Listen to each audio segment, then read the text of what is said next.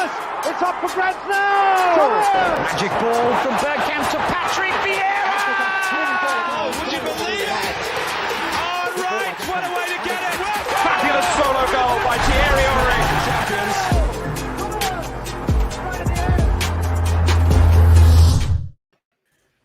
Good evening and welcome to a special version of Monday Chinwag. We've decided we're going to bring someone in on our Chinwag on a Monday, and we've decided no better person to have on board than Edu. Obviously, I don't know. Edu, let me just say hello to you first, bro, because everybody knows who Pablo is. We were at the protest yesterday and he wouldn't be left alone, man. He's more famous than I am. Oh, leave it out, love. Edu, how you doing, brother?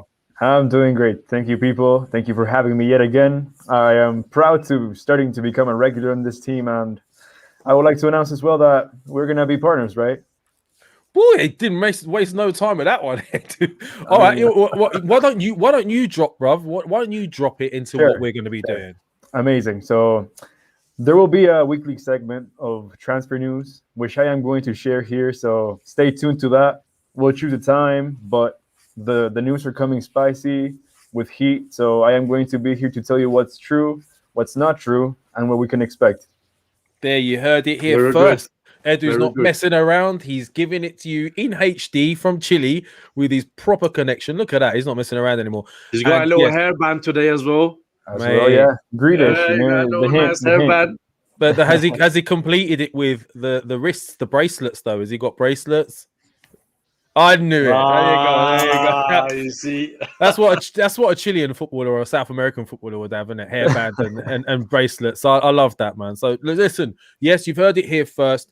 Edu's going to be doing a transfer special once a week where the stuff that you see on his Twitter and you collate here and there, he'll be bringing it all together in a sort of maybe an hour maximum show for you guys to come and listen to what he has to say, and we'll be quizzing him too. So put that in your minds, in your diaries, put your notifications on for that. And that's going to be, when are we going to start this, by the way? We're going to start this during the summer, yeah? So everyone can hear what's coming up. Yeah. All right, June 9th, the window opens, and that's when everything starts to settle. So if we want to begin a week before, I'll be more than happy to do that because Arsenal have to do their business early. Well, there you go. So that's going to be coming. So keep an eye out for that. So in the meantime, I'll say hello to my boy Shahin, my dadash from another mother. How you doing? Yeah, I'm good. Still a little bit disappointed after the protest yesterday, but I'm good. The weather is at least better today. Just happy to be here. We did a after game show with Mo as well yesterday, which we talked about the game. He had some stuff to say as well. So if you guys haven't watched it, go ahead and watch it. And speaking of shows and what's coming up, this Wednesday we're doing a review of the season with Lee Judges and Curtis Shaw. So we're gonna put that out as well. And then things are looking good.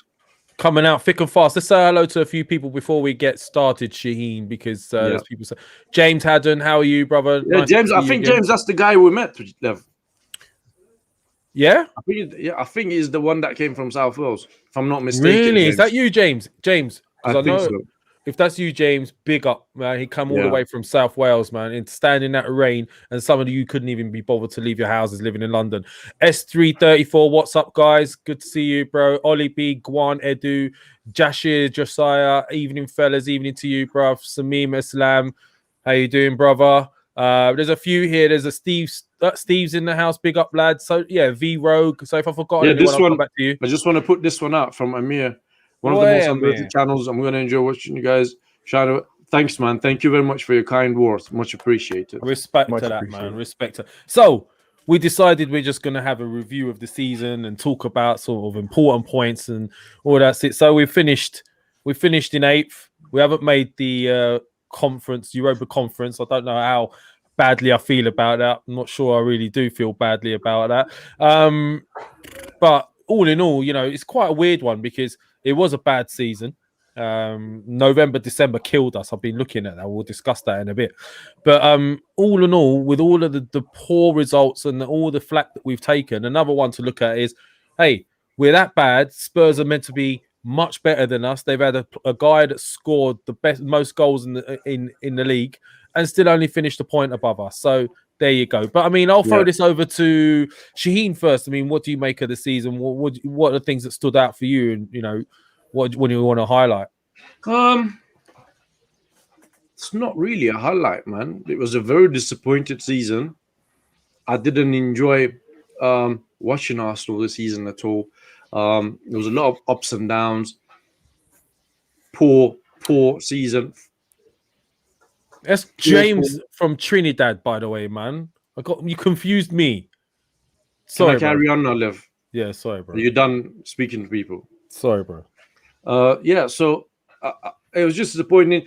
I don't know if I was an Arsenal player. I don't know if I could have held my head high and walk around the stadium and get clapped by fans. And the fans who were there, they're clapping them for what? Finishing 8th and having no European football. A poor season. So overall, nothing really to shout about. Really, maybe just missing out on this conference business, so we can sit it out and just laugh at Tottenham. But not a lot really. For me, what's the highlight of the season? Nothing. It's a hard one, isn't it? There isn't much. Well, look, I'll throw this to Edu. So, Edu, obviously you've been looking at our season quite in a lot of detail. You've been looking at the performances. You've always been highlighting things like that: the manager, the team, the players, this, that. What stands out for you? Where is the biggest area of failure for you this season? What actually went wrong in your opinion? For me, first of all, I think it's the mentality. For me, there were games throughout the season in the league that we could have won, and for some reason we didn't stood up to the fight, and that's how little games, draws, and not winning, for example, Fulham, would and let us here. And we're sadly in this situation right now. We couldn't get over Villarreal, which was an easy draw, in my opinion, compared to what we could have gotten. We could have gotten United in the semifinals. So, look, we lack the mentality.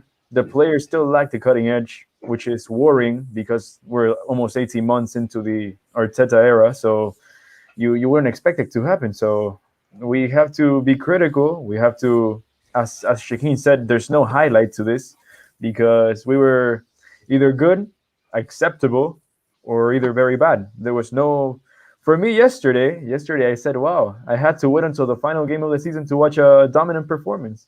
That is not acceptable. Like, the only time I had like fun watching the team was yesterday, and when we didn't have anything to play for.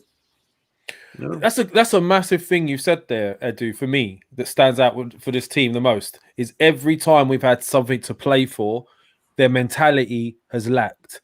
When we've needed them to step up and go, do you know what? We need to get 3 points here, or we need to get. Every time we needed that special important win, we managed to flop somehow. I mean, I don't want to go into too much because we've got Wednesday's review for the season as well. But November, December destroyed us. The Wolves game, I think we were 1-0 up, and then Luis got sent off, and then Leno got sent off, and we lost 2-1.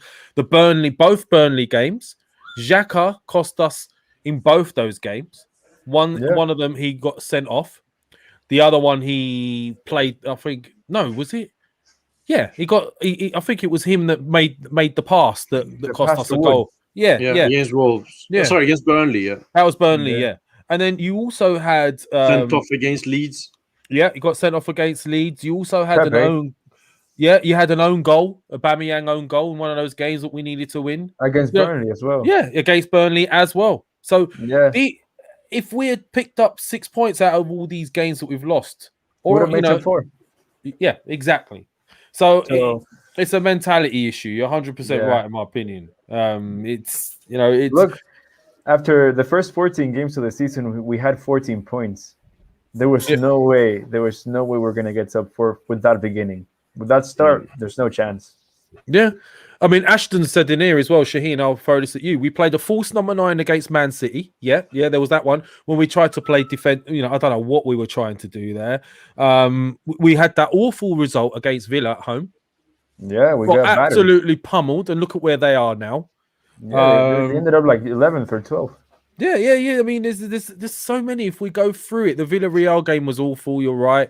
Madness to fix at Arsenal. I mean, we've got a lot of things to fix. So, Shahin, you know, I know you don't Well, want to go into it too much, but you've been yeah, hearing no. what we're saying. Look, listen. You know, it's been a poor season. Nobody can argue with that.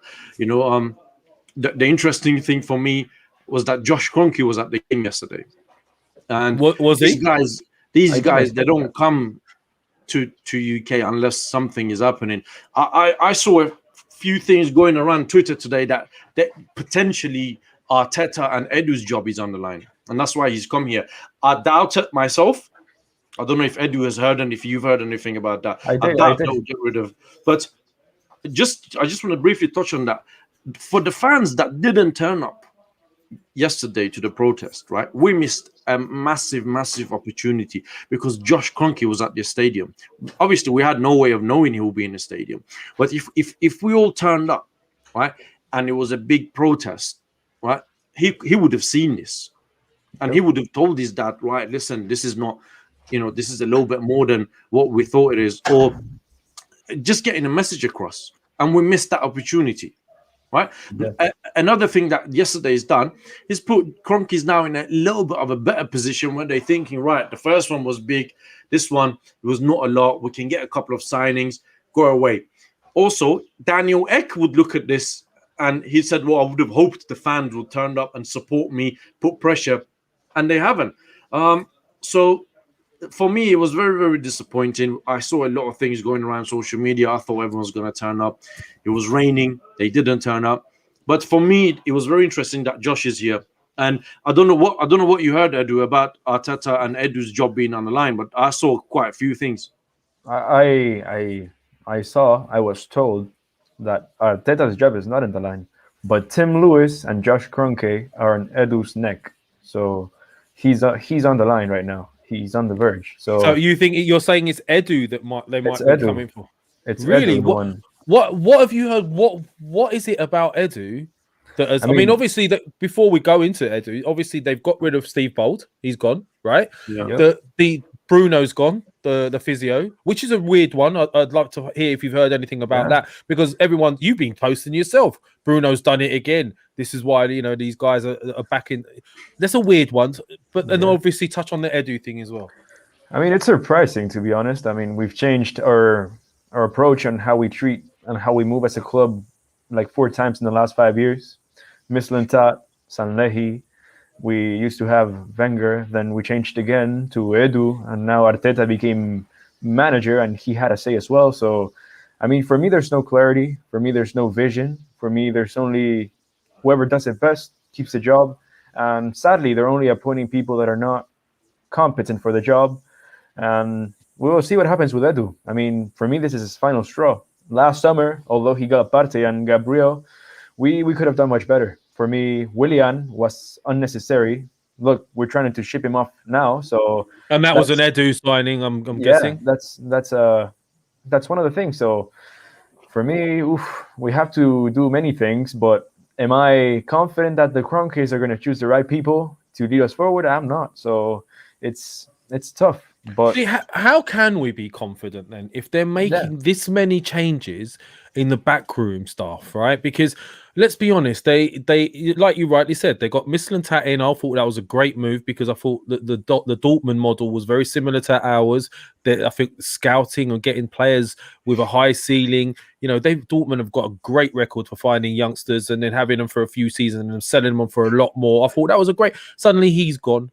We've got rid of a lot of back scouts and all of that. Now I'm hearing we're outsourcing our scouting to a consultants, which again is just, I don't know. I don't think it's the same as being around players, right? Yeah, there's no clarity, man. And I think that's the biggest point. And look, Edu, he got 2 good players.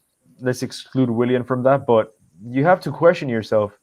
When Gabriel news came out from La Voix du Nord, which is a reliable site in Lille, it said that Gabriel had chosen Lille and everybody got excited.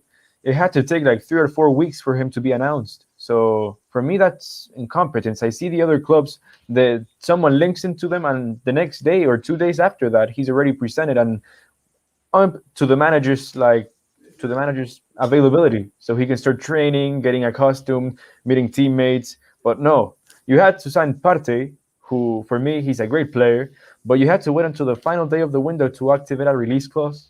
Yeah. For me, How? Then after that, he didn't have the conditioning to play in the Premier League. He didn't have he didn't fit the system at first. So it's still you're giving him the accommodation process throughout the season when we can't afford to do that. So for me, you have to fix that up. Well, we were discussing this the other day, Shaheen, because we were saying we don't. Why is it every season? And Edu, if you can shine some light on it, do so. But why is it every season we seem to have to wait until we could sell players first, ship them out, right? And we struggle when we're wasting time. And whilst we're doing that, the likes of your Chelseas and your Cities and all, they're just going out doing business, like you said. You'll see a name. Next thing, we're constantly, forever trying to find ways of quickly raising some funds, then to try and nail someone. And like with happened with Partey, it was all lastminute.com, and we didn't have enough time for Hwassim or either. Really should have been both. I mean, Shaheen, we were discussing this the other day, no? Yeah. Listen, just before I answer this, I just want to clarify something with Edu. So it's not actually Arteta that is his job is on the line. It's Edu. No, it's Edu. Yeah, Edu. I wouldn't be surprised, man. I wouldn't be surprised because to answer the question, Lev, is one word: incompetence. yeah. You know, you've got an owner that is tight, doesn't spend money, and you've got a board and director of football who are incompetent, and the result is what we've seen. Yeah, You know, competence in the pitch. So You know, how this- are we supposed to this trust what they're Bissouma- telling us? This guy Basuma, right? You know, he's not going to stay around the market for long, man. You have to go there. Someone's to going go to snap there. him up, Put the money on the table. I get want it to do a done, deal. finished. But Whatever you we want, don't do let's do this. it. We've No. never done this. We No, and always look- leave it because the longer you leave it, the selling club is going to get a little bit desperate. They might cut the price a little bit. All of this crap. But then Yeah. they might. Then the flip side of this is that they may turn around and tell you, "Well, hold on, we don't really have enough time to replace the player now. Exactly. And look, So sorry, we can't do the deal." we're but- talking about selling players as well. As Lev said, we're always waiting to sell players. But last season, we only sold probably our best keeper in Emi Martinez. And look, we could have sold Ainsley Maitland-Niles for a good fee. No, we waited until the last day of the window to loan him. Joe Willock as well, loan. Torreira, loan. Guendouzi, loan. How can you not get some fee for those players to afford another player that you need?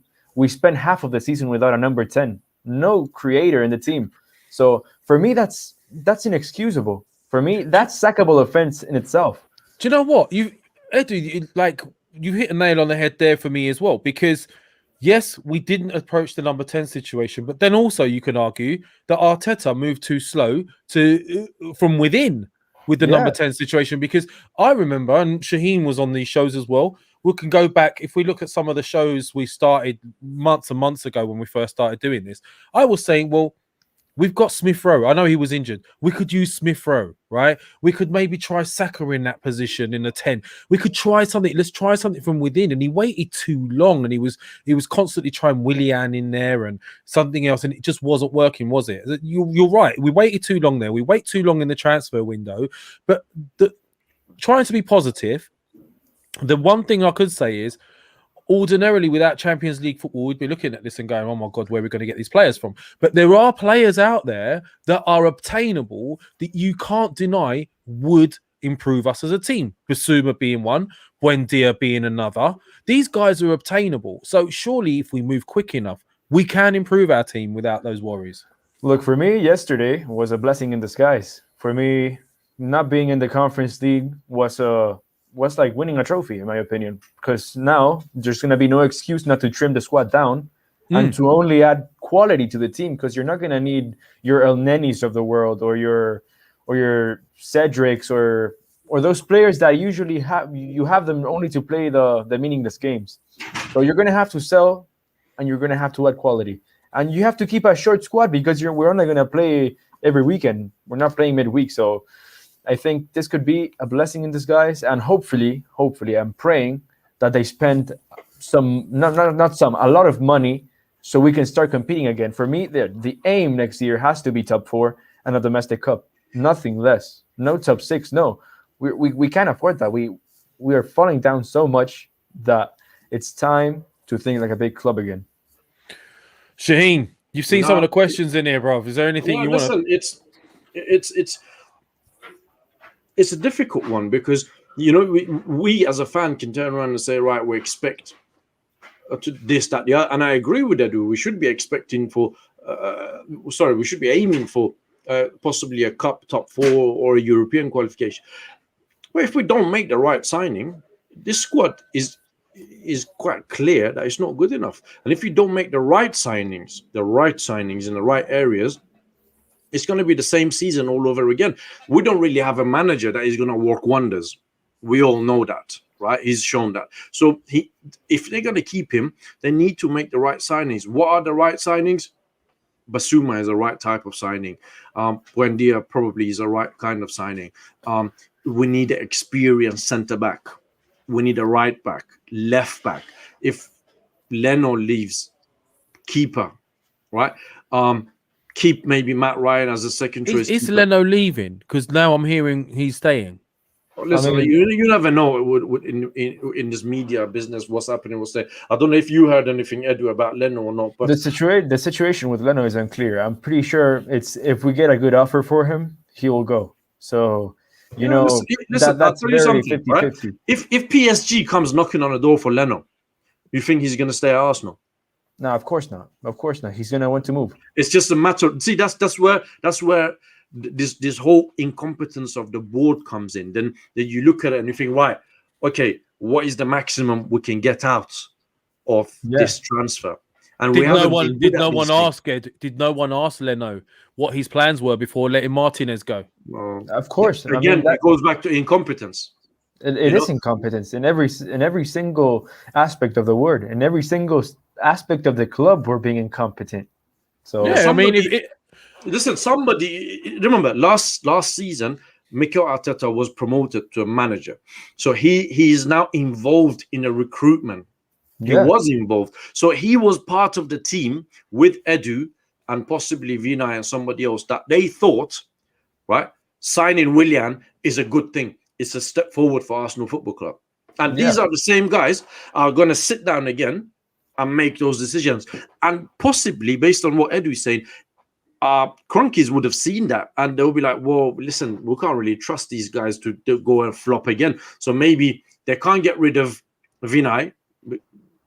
Arteta will be too much of an ask. And then you go back to the argument that who wants that Arsenal job and all of these things. So the next person will be Edu. And maybe they are here to pull the trigger on Edu, bring somebody else in.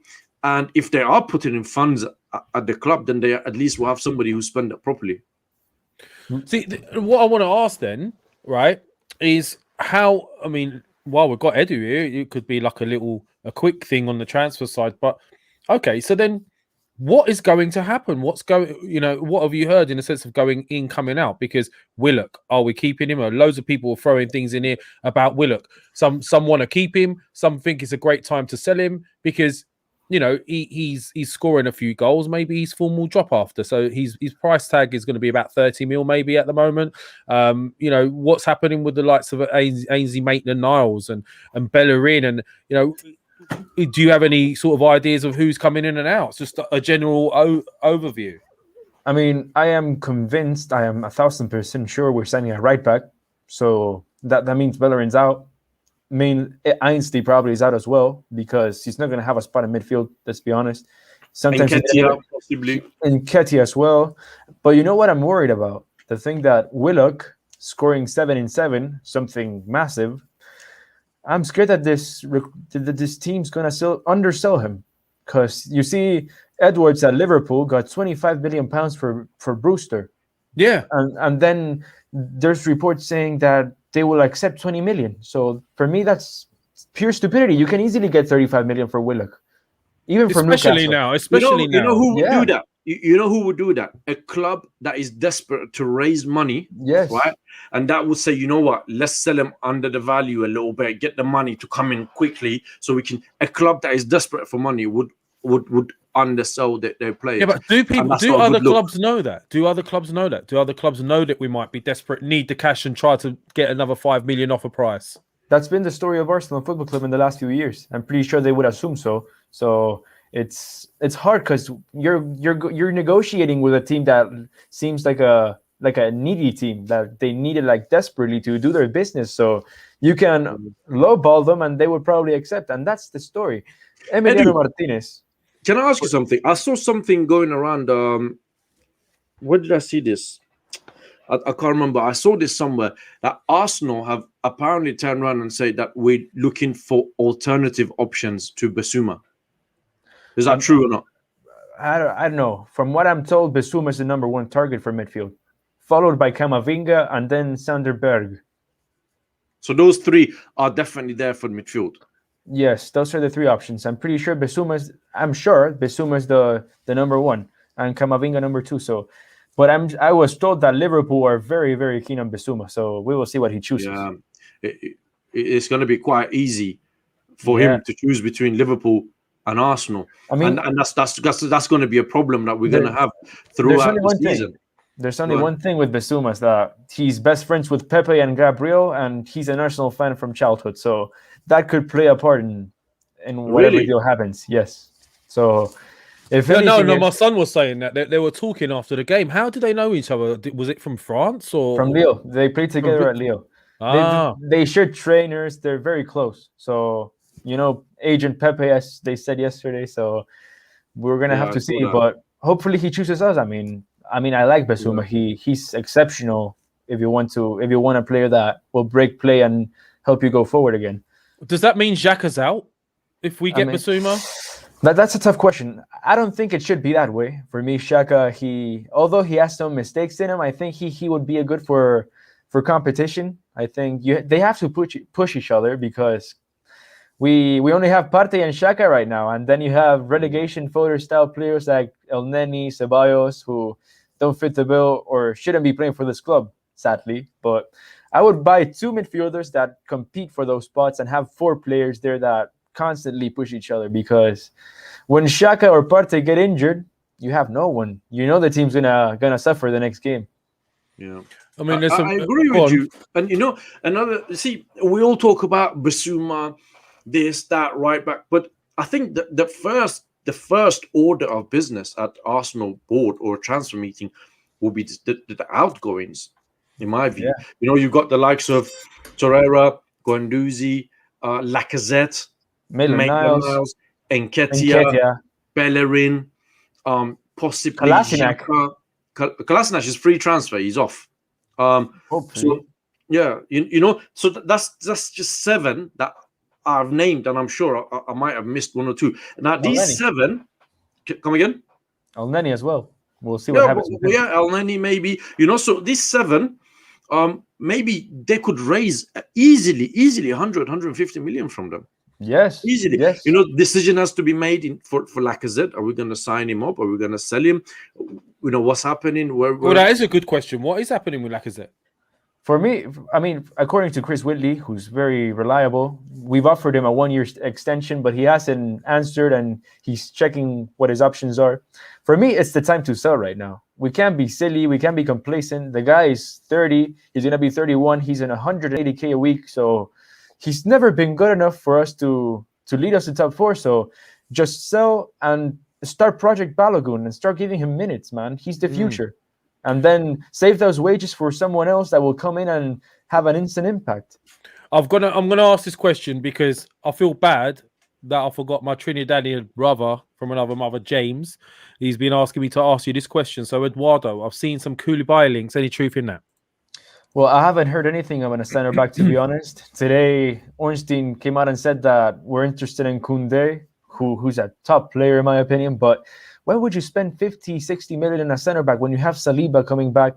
For me, that's silly planning. You need money to invest in a left wing, in a center midfield, in a right back.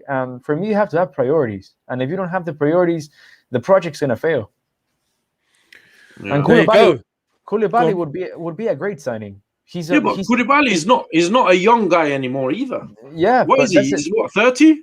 He's 30. The thing is that he's going to cut his amount as well. So I wouldn't spend money on a center back personally. But, if the club decides to go that way, Koulibaly wouldn't be a bad choice because he's experienced, he's quality. But again, I wouldn't do it. But if the club go for that, what can you say? Well, fantastic, boy. It's something not really we need to know about, bro. And if you do, your chat up game needs to improve. You can't find that in here. That's all I'm saying. Thanks for blocking blocking that sheet. Man's telling us he wants vagina every 5 minutes. I don't know why. No, I'm not Trini KG. There's some more questions in here. Instead of changing players, why don't we change the manager, get Steven Gerrard in? I don't think that's ever going to happen, do you? I mean, nah, I think that's unlikely, Aaron. We're going to have to Gerrard see. is being prepared to take over from Klopp. Absolutely. Yeah, probably. Yeah, it's weird to see legends of other clubs managing like a rival or a top 6 club as well. So yeah, but you I see, don't think that will happen. on the other hand, if you look at this from Steven Gerrard's point of view, right? It would be a good opportunity, of course. Yeah, it would be, but you'd think, why do I want to go to Arsenal? They're not really going to give me a massive budget. The players are not that great. I've just won the league here. I'm just trying to build my reputation. I don't want to need to go to a club. And I'll tell you something. If Steven Gerrard, for example, gets Arsenal job, fans are not going to be patient with him. Yeah, that's the thing. But if he starts getting some wrong decisions, wrong results, the fans are all over him, and he's going to get sacked after 6 months. So why would he do that? Yeah, I mean, Rodgers did it with Leicester, but you see, Gerrard has a bigger name and bigger legacy to his name, so he wouldn't want to tarnish that. No, exactly. He's a proper legend at Liverpool, isn't he? So yeah, let's be honest. Legend as well. Yeah, exactly. So it's not like it's the Brendan Rodgers thing. He was a manager first before he got the Liverpool, the Liverpool job, and then he's gone to Leicester and he's done a great job there after going to Celtic. He's you can't knock what Brendan Rodgers has done, but the Gerrard thing would be like no different to going out and getting Patrick Vieira or something. I'm just very disappointed at Rodgers because the way they lost to Spurs, man. No, he has that bottle job gene, but he's a good manager. So what can you do? But we're being linked. I remember we were being linked with him before Arteta, and there was a lot of people in the fan base saying, "No, he's not good enough," and all of these things, and all of that rubbish. For me, he's good. He's great, but you see, you have to get to the finish line, of course. So that's the thing he's going to have to fix up in his next few years. He's a young manager still, so. Yeah. Another couple of go on, Shahin. Yeah, go on, man. No, you said. No, there's other talking points in here. Someone saying, all right, who is our number one attacking midfield target, Buendia or Odegaard? I'm a bit confused with this Odegaard situation, and Edu, maybe you can clear it up. I personally don't see him as an attacking midfielder. Like I might be wrong, but I don't see it. But anyway, there's the question as well. Although people think he's a number 10, his best season came out being a number 8. That's what I think. A number 8 in a 4-3-3 in the left side of midfield for Real Sociedad. He got like 13 assists and 8 goals. So we don't play 4-3-3 sadly, but he still takes up that space. He likes to drop deep. He likes to move in those little pockets of space. So yeah, I mean, I don't know between those two names. I am sure Arsenal will want to keep him, but that will depend on Zidane. If Zidane goes, I'm pretty sure the new manager will like to have a look at him. So that's going to be difficult. If he stays, we could probably ask for another loan. That's what I would do personally. I wouldn't spend 40 million. I wouldn't as well. He has great glimpses of quality, but he doesn't have the consistency, at least from what we've seen in his stay at Arsenal. So, and there's a concern about being injury prone as well, right? Yeah, and Buendia, as good as he's been in the championship, he was the best player there. I mean, his season when he was in the Premier League, 1 goal, 7 assists, so it wasn't that great. So it's still a risk for 40 million, in my opinion. For me, I would spend the 80 million on Grealish and get it over with, and get a player that will guarantee you success, guarantee you experience and pedigree, and will probably take you and be your game changer. So speaking of which, Edu, last time we had the show together, you said there is a possibility of Arsenal signing Grealish if we qualify for Champions League. Yeah. Right? So that hasn't happened. We haven't even qualified for the Europa League. Yeah. Right? We're in a dire situation, and I know where you're going. How's that affecting that Grealish thing now? Is that still possible, or no? It's dead, or maybe more money will do the deal? Look, when we lost against Villarreal, my dream of Grealish in the Arsenal shirt faded away totally. But then a week later, they told me that the interest is still there and he's still the top target. And I didn't believe it. For me now, there's a 1% chance and 99% faith. But we will have to see, man. I know the number 2 target, the one that goes after Grealish, is James Maddison. but we'll have to see again. Leicester. Yeah, of Leicester. So How much do you think Leicester will take for him? they won £50 million. The problem is they've got Champions League now, haven't they? No, Europa League. Oh, Europa. Yes, right. They've got Europa League. Would he drop? Well, then again, I don't know. Money talks. Listen, I guess. who would you? I'm gonna put this to everybody on a chat as well, right? Who would you rather have, Grealish or Maddison? I mean, I think 95% would choose Grealish. I'd go Grealish. I'd go Grealish. He's I'll go amazing, man. Maddison. Really? Wow. I just wanted to go Interesting. again opposite of what you two saying. So yeah, no, I'll go. I think Maddison. Grealish. They're very Grealish similar. has got. I think Grealish is more. I don't know. He's just got something more about him in that final third. I mean, Maddison's a great player. I wouldn't say no to Maddison. He's definitely improved our team. I'm not going to lie. But if I was given the choice out of the two, the only concern I have with Grealish is he starting to get a little bit injury prone? Is that an issue? He had a stress fracture in his shin, so I mean that's not an injury like you should get very worried about, because when it's muscular and you start tearing your ligaments, that's a worry. But when it's a fracture or something like that, you shouldn't be that worried, in my opinion. But I'm not a kinesiologist or a doctor, so I can't really tell you if we should be worried or not. That's where your expertise stops, Edu. Yeah, Maddison, he's injury prone as well. So yeah, it's true. Listen, I don't know if you heard anything about. I remember last season in summer we were heavily linked with Wassim Oa. Yeah, with Huzum. Yeah, look, I haven't heard anything. I haven't heard anything this year, but Lyon want to sell him for 30 million euros, which is like 25.8 million pounds. So we were going to bid 50 million for him last season. Yeah, so that's a deal. I mean, we should do it tomorrow if we're a serious club. 25 million pounds. We used to be a serious club. We're not anymore. 25 million pounds. This was my argument. Unlike other seasons, because of the situation with the pandemic and all of that sort of stuff and things, unlike other situations, if you're outside the Champions League, we actually got an opportunity to get players that maybe ordinarily wouldn't be obtainable in another market. You know, yes, we can go and get Huasimua. Yes, we can go and get Buendia. I think 15, 20 million they were talking about. Yes, we can go and get, Basuma. He is obtainable. Those three alone improve your team, right? Most definitely. Plus, we still got Saliba to come back, who's been really smashing it up in France. I don't understand why we let him go, to be honest with you. That's one of the things this season we could talk about, in a sense of why. Don't tell me Holding was that great. Don't tell me Louise was that great. Don't tell me, any of our centre backs were that great that we weren't willing to give Saliba a chance. I don't understand. I'm still racking my heads around that. I mean, what happened there? Yeah, I mean, there's a lot of things to be, I wouldn't say excited, but we should look forward to, which is trying to recruit these players, and if we can get them over the line, that would be amazing. I mean, for me, Awar, without Lyon having Champions League, which was crucial for them, it's totally attainable. He hadn't started for them in the last 10 weeks, so, I mean... Does that mean he's not good enough? No, it's not. It's that Lyon's midfield was good, and they had some type of cohesion, and Awar just didn't had enough time, but then he came back 3 or 4 weeks ago, and he started smashing it again, so... I don't think it's a matter of consistency. I think it's a matter of situation. Like every player has form. Look, Aubameyang, who would have thought he had a season this bad? No one. But sadly, players have that. The thing is, Awad is 22, so you can give him a leverage of saying he needs to build some consistency and he has room for growth, unlike experienced players at the club who lack to show anything. I mean, putting things into context, you've just said that again. I'll say it. You're right. Aubameyang had a poor season. You were just saying.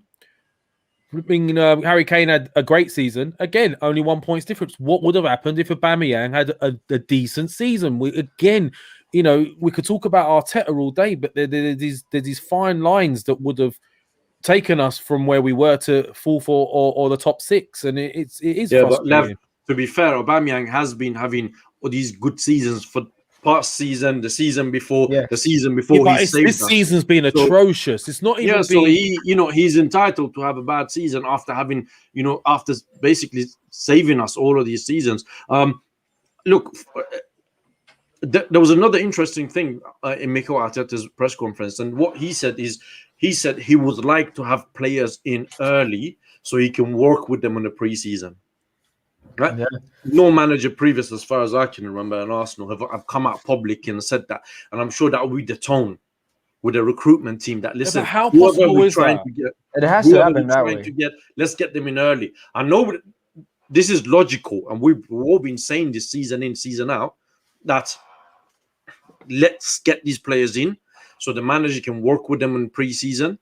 So then when the first game of the season, we're ready, right? Yeah. Not the first game of the season. We're just looking at this still thinking, but we need this, but we need that, but we haven't signed this, we haven't signed that. And then lastminute.com, we go in a supermarket dash, try to activate release clauses and all these things. Oh my God, So- that's another thing you've mentioned. You've just made me. Sorry to interrupt, bro. I know I No, do that's it, all but I'm trying to we're just having a chat here, and that's another thing that winds me up about Arsenal. Every season when we start, we're never ready. Like we're going to games against Liverpool or something, and we still haven't got our proper team set up, and we have to play a lighter team. We're basically just throwing away 3 points. So how likely is it that we're going to be able to get this job done and get all these people out and get players in early? The only way I could see that happening is if they're doing that behind the scenes as we speak. They must be, man. It's- Because Yeah, we have maybe the Euros. that's why Josh is here. Yeah, we have Maybe the- he's sorry, Edu. I'm sorry to keep interrupting you, Right. but maybe Josh is here. Maybe they've had these conversations. They've seen the protest, so they're feeling the pressure, and they're looking at this and thinking, right, listen, let's go get at least a good signing early doors, so we can calm everybody down.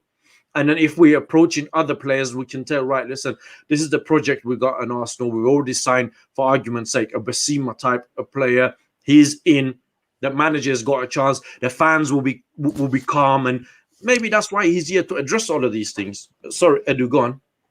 I mean, yeah, we have the Euros this year, so if you want a player that's going to be in the tournament, you're going to have to do it before it starts, because then That's another if he- good point. if he has a good tournament, the price will skyrocket, and then Yeah. he could get twice as much. So That's we- it. If we need to do it early, because if someone goes Huasimo or whoever's in the Euros, if one of them has a great tournament, then that price is going to go up. We're going to be priced out straight away. It has to be now. look, and it also depends on who the targets are. For example, if it's Awar, if it's Buendia, if it's Besuma, none of them are going to the Euros, so they don't have an excuse not to do it early. Buendia got called up with Argentina to go to play Copa America, so you're going to have to go and get there fast if you want him that badly, because then imagine he takes Argentina to the final and wins it. Yeah. Then a 30 million player becomes a 50 million player, and Yeah. then everything, the balance that you wanted to have going into the market falls, because you're not going to have those 20 million. You're going to have to sell someone else, and it's going to be a shambles, as it's been for the last few transfer windows. Guys, just before, I just want to say something before we go forward. Thank you to everybody who's watching us. Please hit the like button, subscribe to us if you're new. This Wednesday, we're going to do a season review with Lee Judges and Curtis Shaw. So please make sure you join us around 6 o'clock. Another news, which we said earlier, is that Edu, this young, delightful gentleman who's here, is joining the Arsenal Lounge team, and he's going to do weekly transfer shows on the Arsenal Lounge throughout the transfer window, to give us the latest information of who's coming in, who's going out. And at some point, we'll hopefully do another show with Fabrizio. We'll have him on. Thank you very, very much for all the love that you're giving us on the chats. Really appreciate it. We're grateful to every single one of you. So please stick around, support us, and we'll hope to bring you good content. It's been emotional. I'm not going to lie. It's been emotional. It's happened so quick, and I'm so. We went to a protest the other day, and people were saying the kind things, and it was just. Do you know what? All I've got to say is thank you very much, and we always, as you know, we try our best to get you the best content we can, and to get you the best guests on here. Edu being one of those. And we think that he's definitely a journalist in the making. He's already doing it himself in uni, and we want to be here getting that juicy information that he has time to put into to get for us. So I can't wait for that, man. That's going to be. Before we go, this guy, he's been killing everybody in the chat. So I'm just gonna Just put Edu, thoughts on Pedro Gonzalez. Very good player. Very, very, very good player, man. I want to see where he ends up. This year he was amazing at Sporting. He got like 22 goals, and those are massive numbers for a player that plays as a false 9, number 10. Bruno-esque, if you want to see it that way. Very talented, very young, very exciting. I just want to ask you something. Have you heard anything about possible destination for Harry Kane? I mean, it all points at the Etihad. Yeah, I would have thought maybe Chelsea or Etihad as well. There was a lot of talk, people going about OTT with him and Arsenal and there's talks that no City chance. I think are ready to offer over £100 million already. Yeah, I don't think Tottenham would ever sell him to us. Ironically, he's a fan of ours. You know that he's an Arsenal fan. We all know it. There's a video of the Invincibles, and they filmed Harry Kane on the stand celebrating. Yeah, when he was a kid. You see, so maybe if we were the team of old, we could have had another Sol Campbell situation, and I could have seen him probably coming. You know, if we were winning trophies and stuff, that could have happened. But that's another story entirely, man. Yeah. But listen, the only thing is very hard to be excited right now about Arsenal, right? But the only thing that got me going a little bit was that I saw Josh there yesterday. You know, I've said this quite a few times as well. It's a big thing for me. This guy is here for a reason. You're probably not letting that go, are you? That Josh? No, because he's here for a reason. I mean, he's right. There's a few different things. One, he's getting rid of Arteta and Edu, or one of them. Two, he's here to do a deal with Daniel Ek. Three, he's here because they spend him big in the summer transfer. He's one of those three, right? And if any of those happen, I'll be happy with that. Yeah, so, you're right, Shahin. I mean, he hasn't been here since early 2020. So if he's here, it's for a reason. And whatever happens has to happen. And whatever happens, it's gonna be big. So we have to wait and see what happens. But it could be exciting times, as he once said. Yeah, well, maybe just be excited on all this business. Maybe he was about 2 years early. He said that for 2 years in advance. You reckon? We get it every year. This debacle, this whole apocalyptic situation going at the club, could end up being a blessing in disguise. And look, if we spend 200 million, let's say, and we get back to competing, it could be the turning point in the last decade. So we've got no choice now, have we, guys? Really? Yeah. There's some people saying that it's PR and it's this and that. Listen, you know, I don't know, man. During pandemic, the guy coming over, and you're right, Edu, he hasn't been here for a while. Fans putting pressure, team finishing poor. I just think they understand that if they want to keep this, they need to do something different. And possibly, Shahin, I think that's why he's here. Did he realize something yesterday, though? Sorry, my dog's going mad. It's okay. I think it's quite funny that the one that was next to Josh was Vinay, and there was no Edu. I didn't recognize that. I don't like this Vinay, man. This guy is got. What's your beef with Vinay? Because you keep saying this to me. Listen, this guy. I had this thing with somebody else as well. For me, Vinay, he's got. I don't even know where he's come from and what's his pedigree to be a manager, MD of Arsenal Football Club, and he's got this snakish look about him, man. I don't know what it is. It's just. He's one of. I think he comes across one of those people that he's all nice in front of you. The minute you turn around, you feel the dagger in your back. Maybe I'm wrong. But right, Shahin, I'm checking him out on LinkedIn. Yeah, right. I'm actually on his LinkedIn profile, and he says he's been there. He's been at Arsenal for 11 years. Right. So basically, he started off. Where was he before Arsenal? He was the commercial one. It was head of global partnerships from 2010 to 2013. Levy, what? Where was he before? Olympics, the Olympic Association. So he's come from the Olympics. Do you know the British Olympic Association that put together the 2012? I think, or the British. He's something to do with the Olympics anyway. No wonder we've done fuck all under his stewardship. Because what's his experience? Where does he come from? 11 years he's been part of a failed project, and he will continue to be here. And we'll continue to. And he's getting promoted along the way as well. Let's be serious. He's probably, there's been a lot of backstabbing along the way, I think. That's your snaky bit about him. Then that's probably what he's doing. Is that what you think he's doing? He's putting poison in people's waters. I don't know what he's doing, I but mean, Team Lewis. it was. I remember it was him who went to convince Arteta at 12 o'clock at night. Yeah. I remember it was him. Yeah. Team Lewis was brought to check everything though, so they're Yeah. gonna find out whatever happens there. Yeah, but Man. I don't know, man. These guys, they've got nothing to show for. Nothing to show for the time that they've been in charge of a position at Arsenal. You know what? I was thinking about this yesterday when I was going to protest, and I spoke to Lev about this. And I was just thinking, Mikel Arteta, what is his legacy, or what is his credit in the bank with fans? And I couldn't think of anything. If I had to choose prime Mikel Arteta, and I'm going to put this to everybody in the chats as well, prime Mikel Arteta or prime Granit Xhaka, I would choose Xhaka. Oh, you mean as a player? Yeah. As a player. Yeah. As a player. So as a 100%. player, very average midfielder. As a manager, below average. So nothing special. So basically, you're saying the tag he's got as being like an Arsenal legend, I wouldn't class. Yeah, him as he's an won the Arsenal FA legend. Cup. Fair enough. But what? Yeah, I if he think, was the captain, that's the only thing that gives him some type of credibility. yeah. Listen, I think this legend status or GOAT that everyone keeps using, the GOAT status, is all easily used, way too easily used nowadays. Yeah, If you're a GOAT because you're the greatest of all time. You can't all be GOATs, right? Yeah, I don't really It's classify Henry. That's it. Arteta as an Arsenal legend. He's Yeah, an of course ex-player. That's all there is. And he was a very average player during his time. We won the FA Cup. That was it. And as I said to you, if I had to choose prime Granit Xhaka and prime Mikel Arteta, it would be they are on par. Maybe Granit Wait, Xhaka. has there ever just- been a prime Xhaka though?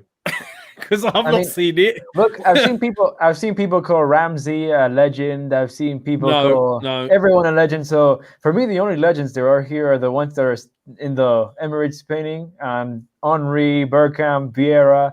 Those names that, like, when you say their name, they bring you chills to your skin, and you say, Listen, "Oh, not even Cazorla is a legend, right? And No, I of rate course him. not. Yeah, I rate him highly, but I wouldn't. Those call are good him a- players that pass through the club, and that's it."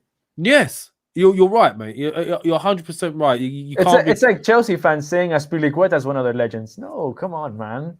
Well, yeah, but then they might have more. But then if you go like people like Spurs and stuff like that, you start getting Gary Mabbott and people like that. But that's another story entirely. It's actually, I never actually thought about this before, that Mikel Arteta and Granit Xhaka, similar type of players. Probably Xhaka is a little bit better than him. And look how much stick Xhaka is getting as a player. I remember Arteta, he didn't, like the stadium when he was playing. No, it was part of the last minute dash we had after that 8-2 defeat to Man United. Do you remember that when we signed Mertesacker, this, that, the other? And he was part of that.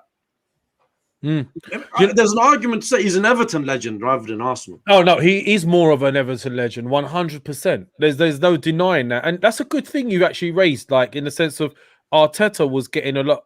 Arteta wasn't getting the flack that Xhaka's getting, but then again, we had a better team. I think. Yeah, I was just going to say he wasn't a better team. We had a better didn't team. Stand out as much as didn't stand out so bad because you could hide his flaws. Yeah, and we kept the ball a lot. In those days, we still kept possession. We kept about 80% possession, but we were still losing because we were a bit frail at the back. But we still had the ability to control a game. We just couldn't contain and stop a team from scoring against us. And that's the big difference now. We're a different team to that. There's other stories as well, by the way. I mean, apparently Bellerin's come out and said he was an alcoholic during the injury. Did you not see that?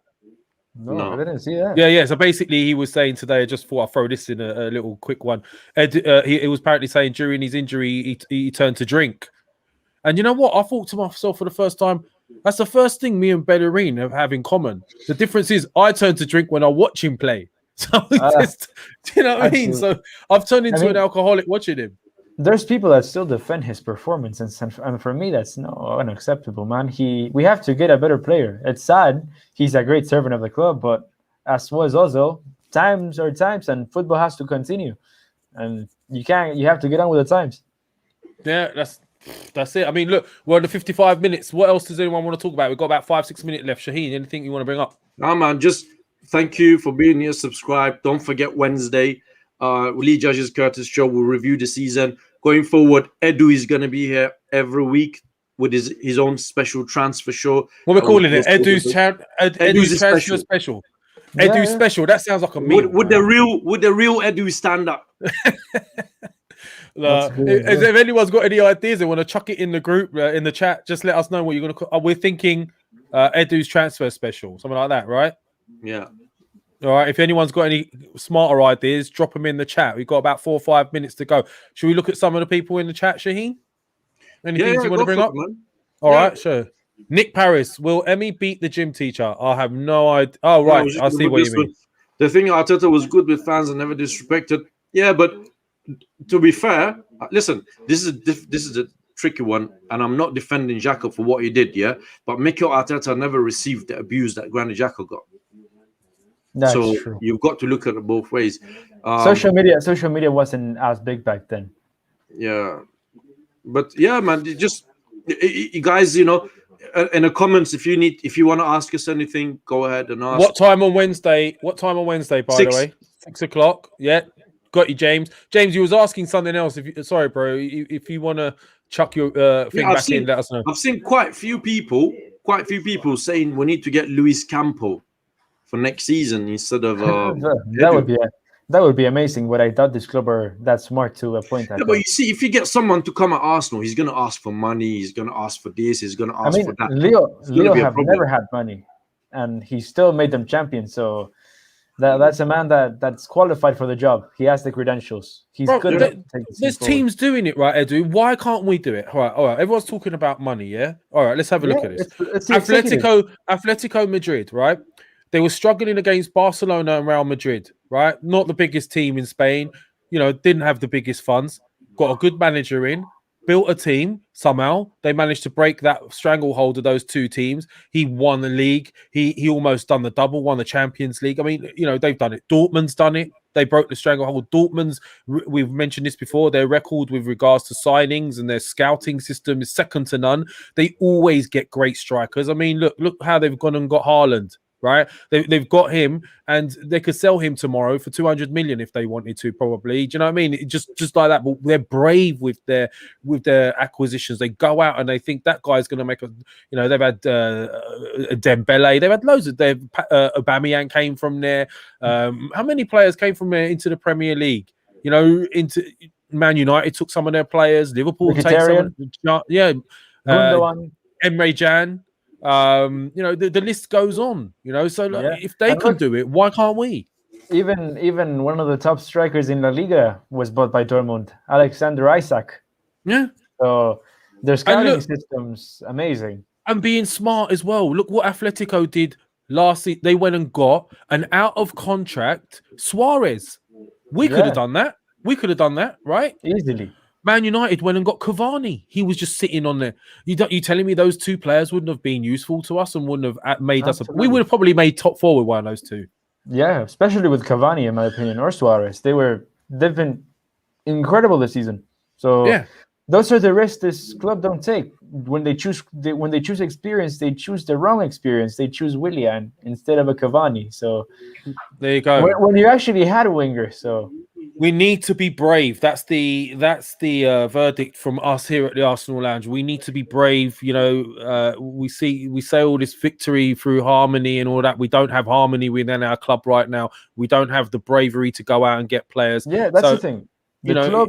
The club runs in a reactive type of way when we should be proactive. We should be going out there. We should be putting the money on the table. But no, we wait for the opportunity to see if any other club doesn't put an offer, we can go there and put our bid in, lowball them, and then pray. No, that's not how. We're never going to work like that. So there has to be a change in mentality in the club and how we get into the transfer market.